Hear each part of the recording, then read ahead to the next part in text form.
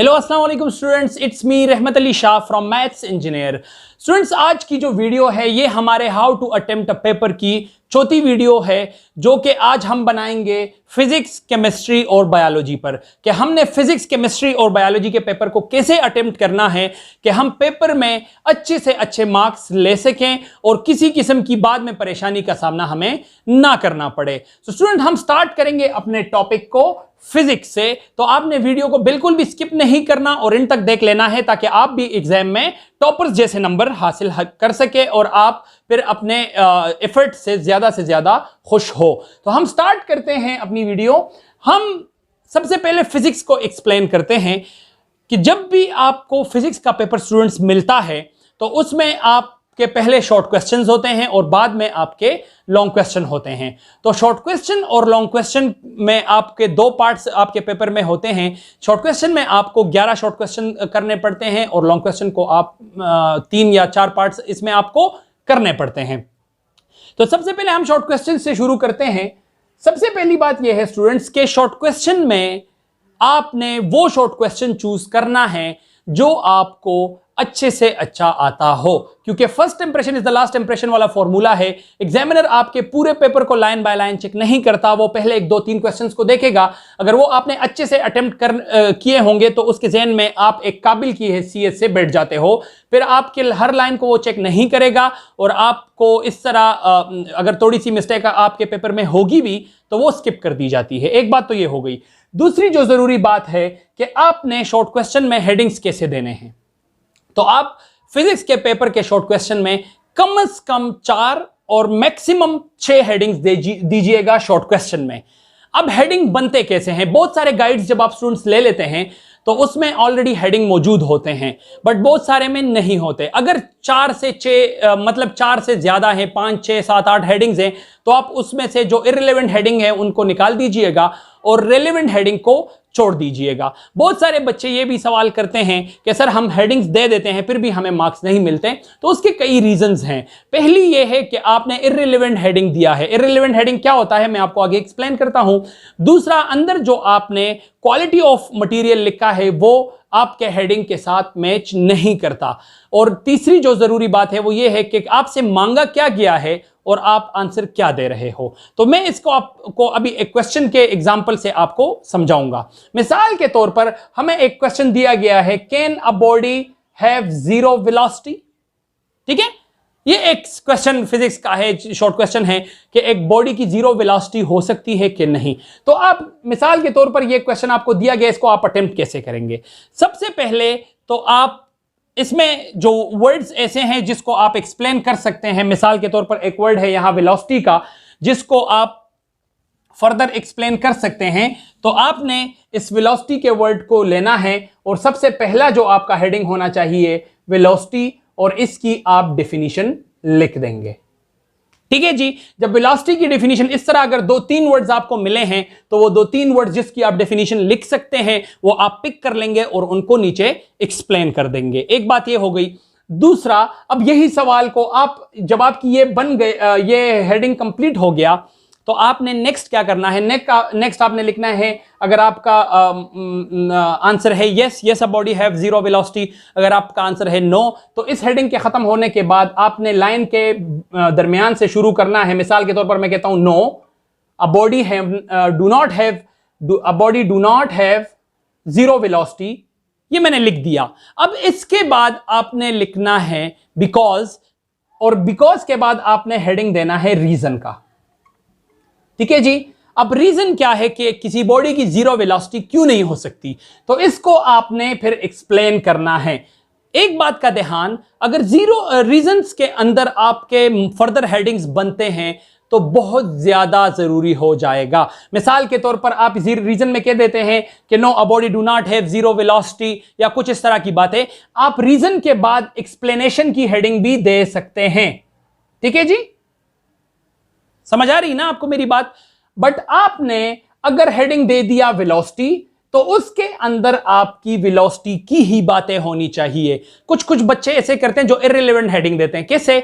मिसाल के तौर पर a body is moving with zero velocity, ये एक लाइन है, वो हेडिंग क्या देते हैं? बॉडी। उस लाइन में से लफ्ज चूज करते हैं बॉडी और अंदर लिखते हैं a body will have zero velocity when. तो अब ये बात जो हो रही है ना, ये वेलोसिटी की हो रही है। तो आपने हेडिंग दिया बॉडी और अंदर बात कर रहे हैं वेलोसिटी की, तो ये आपका इररिलेवेंट हेडिंग बन जाएगा और ये आपको एग्जामिनर इस पे अच्छा नहीं कहते और आपको इसके मार्क्स नहीं मिलेंगे।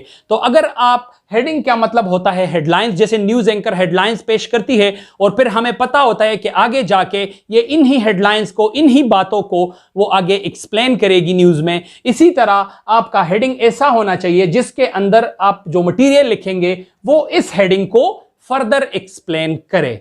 ठीक है जी, ये तो फिजिक्स की हेडिंग्स की बात हो गई और शॉर्ट क्वेश्चन की। दूसरी जो जरूरी बात है स्टूडेंट्स के, आप फिजिक्स में कोशिश कीजिएगा कि मैथमेटिकल इक्वेशन या मैथमेटिकल न्यूमेरिकल ज्यादा अगर आपको आ रहे हैं वो अटेम्प्ट कर लीजिए। उसकी वजह यह है कि जितने ज्यादा आप न्यूमेरिकल प्रॉब्लम्स अटेम्प्ट करते हैं उतने ज्यादा आपको मार्क्स भी मिलेंगे, क्योंकि न्यूमेरिकल प्रॉब्लम्स में आपके मार्क्स की कटिंग नहीं होती। ठीक है जी, न्यूमेरिकल को लिखने का तरीका यह है कि आप पहले दीजिए गिवन डेटा, ठीक है, जो आपका गिवन डेटा है इसको, फिर रिक्वायर्ड डेटा और तीसरा आपका फिर सॉल्यूशन शुरू हो जाएगा। तो न्यूमेरिकल को लिखने का तरीका यह है, शॉर्ट क्वेश्चन मैंने आपको एक्सप्लेन करके दे दिया है। अगर लॉन्ग क्वेश्चन में आपको इस तरह का दिया गया है कि मिसाल के तौर पर डिफाइन अ ट्रांसफार्मर्स एक पार्ट और दूसरा पार्ट है कि define the step of construction of a transformer, तो आप कोशिश कीजिएगा कि इस तरह सवाल को, अगर आपके पास एक और ऑप्शन है तो आप इस तरह के सवाल को अटेम्प्ट नहीं कीजिएगा, क्योंकि जब सारा थ्योरी का सवाल होता है, थ्योरी का सवाल आपको दिया जाए तो उसके आपको 100% मार्क्स नहीं मिलते। तो आप कोशिश कीजिएगा कि ऐसे सवाल को पिक करके लिखिएगा जिसमें एक पहला पार्ट थ्योरी का होता है और दूसरा पार्ट न्यूमेरिकल प्रॉब्लम होता है। और न्यूमेरिकल प्रॉब्लम को अटेम्प्ट कैसे करते हैं, इस तरह ही करेंगे। ठीक है स्टूडेंट्स, तो ये तो हमारी बातें हो गई फिजिक्स की। अब हम नेक्स्ट एक्सप्लेन करेंगे केमिस्ट्री के पेपर को, तो आपने वीडियो के साथ जुड़े रहना है और बिल्कुल भी वीडियो को स्किप नहीं करना। जी स्टूडेंट्स, तो अब हम एक्सप्लेन करेंगे केमिस्ट्री को। केमिस्ट्री में बिल्कुल फिजिक्स की तरह आपने सबसे पहले शॉर्ट क्वेश्चंस को ले लेना है और शॉर्ट क्वेश्चन में कम से कम आपके 4 और मैक्सिमम आपके 5 हेडिंग्स बनने चाहिए। बट इसके हेडिंग्स का कंसेप्ट थोड़ा डिफरेंट है। फिजिक्स में आपने रीजंस देने होते हैं, एक्सप्लेनेशन देनी होती है। यहां पर अगर मिसाल के तौर पर आपको आ जाए कि define the 5 branches of chemistry, मैं आपको एक एग्जांपल दे रहा हूं, तो इसमें पहले 5 ब्रांचेस है। तो पहला हेडिंग एक branch organic chemistry, industrial chemistry, फिर तीसरी हेडिंग एनवायरमेंटल केमिस्ट्री और नंबर 4 इनऑर्गेनिक, और इस तरह के 5 हेडिंग्स आपको ऑटोमेटिकली मिल जाएंगे। ठीक है, तो इसमें रीजंस की जरूरत नहीं होती। हां, जब तक आपको एक्सपेरिमेंट वगैरह ना आ जाए जिसमें आपने एक्सपेरिमेंट करना पड़ता है या एक्सपेरिमेंट को एक्सप्लेन। बट केमिस्ट्री में यह सीन है कि केमिस्ट्री में आपको खुद से नहीं लिखना पड़ता। फिजिक्स में तो आप अपनी आइडियाज को भी मतलब शेयर कर सकते हैं कि रीजंस हैं, फिर एक्सप्लेनेशन है, फिर इसमें उससे रिलेवेंट अगर एग्जांपल आपको याद आ रहा है तो आप लिख सकते हैं। बट केमिस्ट्री में ऐसा केस नहीं है। केमिस्ट्री में आपसे जो मांगा गया है वैसे लिखना है। एक और जरूरी बात कि केमिस्ट्री में आप कोशिश कीजिएगा कि reactions, maximum numbers of reaction आप याद कर लीजिएगा। जो आसान है, न्यूट्रलाइजेशन रिएक्शन, हाइड्रोलिसिस वगैरह, जो छोटे छोटे रिएक्शंस हैं हमारे पास, H2O वगैरह वाटर कैसे बनता है, या NaCl सोडियम क्लोराइड या टेबल साल्ट कैसे बनता है, इस तरह की चीजें आप हाइड्रोक्लोरिक एसिड या एसिटिक एसिड वगैरह, इनके फॉर्मूलाज और ये कैसे बनते हैं वो जरूर रिएक्शंस याद कर लीजिएगा। आप जब किसी क्वेश्चंस के साथ रिएक्शन लिखेंगे तो ये आपके नंबर्स को बूस्ट करेगा और आपको अच्छे नंबर मिलेंगे। जी स्टूडेंट्स, इसके साथ एक एडिशनल बात कि बहुत सारे क्वेश्चंस आपको ऐसे मिलेंगे पेपर में जिसमें आपको हेडिंग्स नहीं दिए गए होते या आपको गाइड में उसके हेडिंग्स जहन में नहीं आते। तो आप कोशिश कीजिएगा कि जो एक्सप्लेनेशन आप लोग लिखेंगे उसमें से आप जो जैसे मैंने बताया ना, हेडिंग वाला वर्ड उठा के उसको आप हेडिंग्स बना लीजिएगा और उसको आप फिर मतलब एक एक्सप्लेनेशन को तोड़ तोड़ के 3-4 हेडिंग्स में आप लिख लीजिएगा। तो इससे भी आपके पेपर को मजीद खूबसूरती मिलेगी और एग्जामिनर को चेक करने में आसानी होगी और आपके नंबर्स और या मार्क्स जो है वो बूस्ट होते जाएंगे। अब इसके लॉन्ग क्वेश्चन में आपका बिल्कुल फिजिक्स वाला फॉर्मूला है कि लॉन्ग क्वेश्चन में कोशिश करनी है कि 6 से 8 हेडिंग्स बन जाए। जिस क्वेश्चन में अब 6 से 8 का मतलब अगर 2 लॉन्ग क्वेश्चन के 2 पार्ट्स हैं तो 3 एक में और 3 दूसरे में, और अगर लॉन्ग क्वेश्चन के दूसरे पार्ट में आपको न्यूमेरिकल मिला है तो पहले पार्ट में आप 3 हेडिंग्स पूरे कर लीजिए और दूसरे पार्ट में आपने न्यूमेरिकल लिखना है, जैसे गिवन डेटा, रिक्वायर्ड डेटा और सोल्यूशन।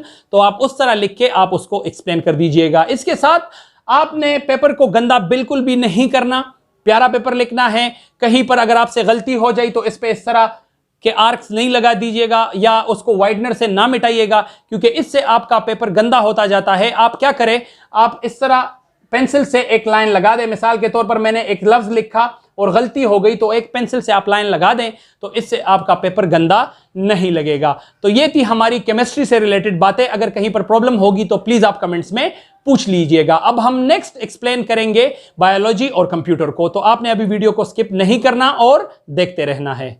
अब हमारी बारी आती है बायोलॉजी के पेपर को एक्सप्लेन करने की। तो जो भी हमारे मेडिकल स्टूडेंट्स हैं या मेडिकल लवर्स हैं, उनको पता होगा कि हमारी बायोलॉजी के पेपर में सबसे जो इंपॉर्टेंट बात होती है वो होती है डायग्राम्स की। मिसाल के तौर पर आपको एक शॉर्ट क्वेश्चन मिला है जो आपको जो सारा थ्योरी से रिलेटेड है और इसमें आपको 100% थ्योरी उसकी याद है, तो ठीक है, आप उसको अटेम्प्ट कर लीजिए। पर एक नेक्स्ट क्वेश्चन है जिसकी आपको थ्योरी हाफ याद है, ठीक है, और तीसरा क्वेश्चन है जिसमें सिर्फ आपको डायग्राम का पता है। 2 क्वेश्चन की मैं कंपैरिजन कर रहा हूं, एक क्वेश्चन जो आपको हाफ याद है और एक क्वेश्चन जिसका आपको सिर्फ डायग्राम पता है और एक बिल्कुल नहीं याद, ठीक है। तो आपने क्या करना है कि आपको जो हाफ थ्योरी वाला याद है इसको नहीं लिखना और कोशिश करना है कि डायग्राम वाला आप पिक कर लीजिए, क्योंकि डायग्राम में आप फर्दर एक्सप्लेन कर सकते हैं। डायग्राम में मतलब डायग्राम के डिफरेंट पॉइंट्स होते हैं और उसको आप हर एक पॉइंट को फिर फर्दर एक्सप्लेन कर सकते हैं। तो और डायग्राम को आपने क्या करना है, डायग्राम को बहुत नीट एंड क्लीन बनाना है। अगर आप डायग्राम नीट एंड क्लीन नहीं बना सकते, मेडिकल लवर सारे डायग्राम्स को अच्छे बना सकते हैं, बट पेपर में कोशिश कीजिएगा कि डायग्राम और भी आपका प्यारा और अच्छा बने, क्योंकि डायग्राम्स के आपके पेपर पे बहुत अच्छा इंपैक्ट पड़ता है और आपके पेपर में उतने ही ज्यादा खूबसूरती आती है और उस खूबसूरती के लिए आपको अच्छे से अच्छे नंबर भी मिल जाते हैं। उसके बाद इसके हेडिंग्स का मतलब है, तो इसमें हेडिंग्स कोशिश कीजिएगा कि शॉर्ट क्वेश्चन में 6 से 8 बने, क्योंकि मेडिकल स्टूडेंट्स जानते हैं कि अक्सर बायोलॉजी का पेपर लेंथी होता है और वो डिफरेंट ज्यादा हेडिंग्स भी बना सकते हैं। तो कोशिश करें कि शॉर्ट क्वेश्चन में 6 से 8 हेडिंग बना सकें। वो क्वेश्चन चूज करें जिसमें डायग्राम आपको आता हो और डायग्राम्स आप बना के अच्छे से नंबर हासिल कीजिएगा। अच्छा, इसके बाद जो आपके लॉन्ग क्वेश्चंस हैं, तो लॉन्ग क्वेश्चन में 8 से 10 हेडिंग जरूर बना लीजिएगा। इससे ज्यादा भी बन सकते हैं और इससे कम भी हो सकते हैं, बट कोशिश करें 8 से 10 बना लीजिएगा कम से कम।